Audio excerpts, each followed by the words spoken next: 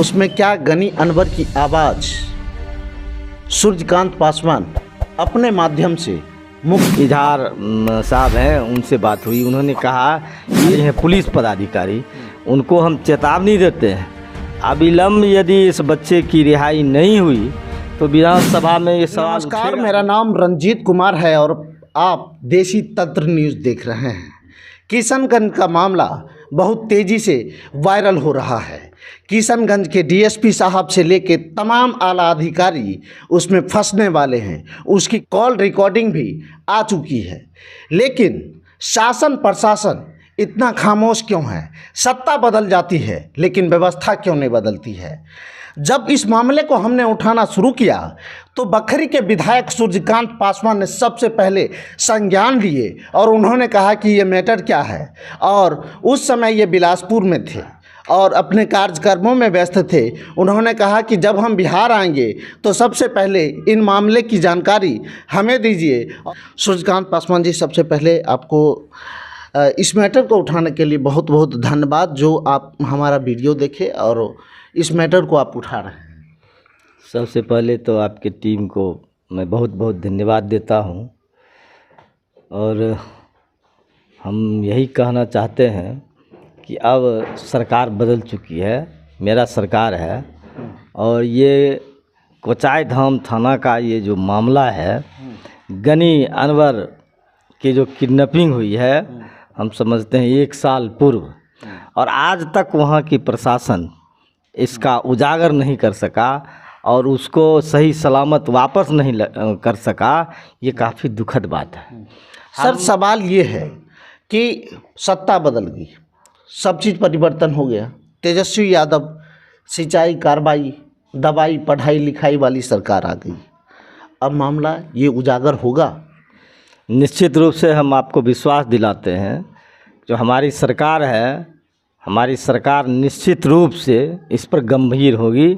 हम माननीय उप मुख्यमंत्री तेजस्वी प्रसाद यादव से भी इस बात को रखेंगे और माननीय मुख्यमंत्री श्री नीतीश कुमार जी से भी हम इस बात को रखेंगे, और निश्चित रूप से हम वहाँ के जो पदाधिकारी हैं, पुलिस पदाधिकारी, उनको हम चेतावनी देते हैं, अविलंब यदि इस बच्चे की रिहाई नहीं हुई तो विधानसभा में ये सवाल उठेगा ही, और वहाँ के जो भी प्रशासन है उनके ऊपर निश्चित रूप से कार्रवाई होगी।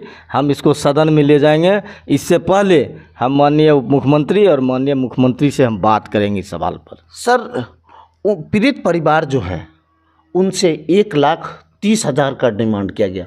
सर, आपके क्षेत्र में डीएसपी साहब हैं, क्या आप डीएसपी की पत्नी की नाम जानते हैं? सर, आप नहीं, हम डीएसपी के साले की नाम जानते हैं? नहीं, किसी का नाम नहीं जानते हैं। सर, डीएसपी का नाम सिर्फ जानते हैं उसके। जी सर, तो उनके पीड़ित परिवार जो है उनके पत्नी का भी नाम जानते हैं, कॉल रिकॉर्डिंग है, सारा चीज़ है, लेकिन उसके बावजूद भी उस वक्त कार्रवाई नहीं हो पाई।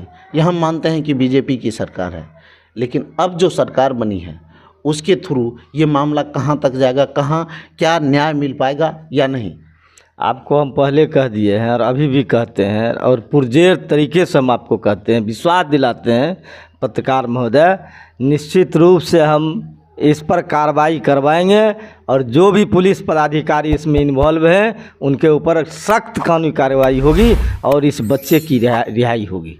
इसका हम आश्वासन आपको देते हैं। इस पर हम काफ़ी गंभीर हैं और हम इसलिए आपको भी बुलाए थे। इस मामला को हम देखेंगे। स्थानीय विधायक से आपकी बातचीत हुई है, विधायक का नाम लेते हुए क्या बातचीत किए हैं वो बता दीजिए। देखिए, उन्होंने कहा, अभी तुरंत उनसे हमारी बात हुई है, विधायक जी से, उन्हें इजहार साहब हैं, उनसे बात हुई। उन्होंने कहा, एक वीडियो हमने देखा, उनकी बच्ची बोल रही है 1,30,000 रुपया तुम पहुंचा दो और तुम्हारे बच्चे को हम सही सलामत वापस कर देंगे। उनका कहना था आज पैसे भी जमा हो गया लेकिन अभी तक वापसी नहीं हुई है। तो अब क्या लगता है कि विधायक जी से आपकी जो बातचीत हुई वो मामला को संज्ञान में लेंगे या फिर वैसा ही रहेगा? हम तो उनको इसी लहजे में बोले हैं जो वो संज्ञान में ले इन बात को, चूँकि उनके गांव का मामला है, दूसरे जगह का मामला नहीं है। खास वो जो जहाँ निवास करते हैं, निवास स्थान उनका है, वहाँ का मामला है। हम समझते हैं निश्चित रूप से उनको इसको संज्ञान में लेना चाहिए। और मैं आग्रह भी किया हूँ जो उनकी रिहाई कैसे होगी, आप वहाँ के पुलिस प्रशासन पर आप दबाव बनाइए। एसपी है, डीएसपी है, उसको कहिए दबाव बना करके उस लड़का को सही सलामत वापस करवाइए। अगले विधानसभा सत्र जब चलेगा उसमें क्या गनी अनवर की आवाज़ सूर्यकांत पासवान अपने माध्यम से मुख्यमंत्री, उप मुख्यमंत्री और विपक्ष के लोगों को देंगे? मैं तो दूंगा, वो दें या नहीं दें उनकी बात हम नहीं करेंगे, मैं तो करूंगा। मैं तो बोल्ड आवाज़ में बोलते रहा हूं और इस सवाल को भी मैं बोल्ड आवाज़ में बोलूँगा सरकार में रहते हुए भी।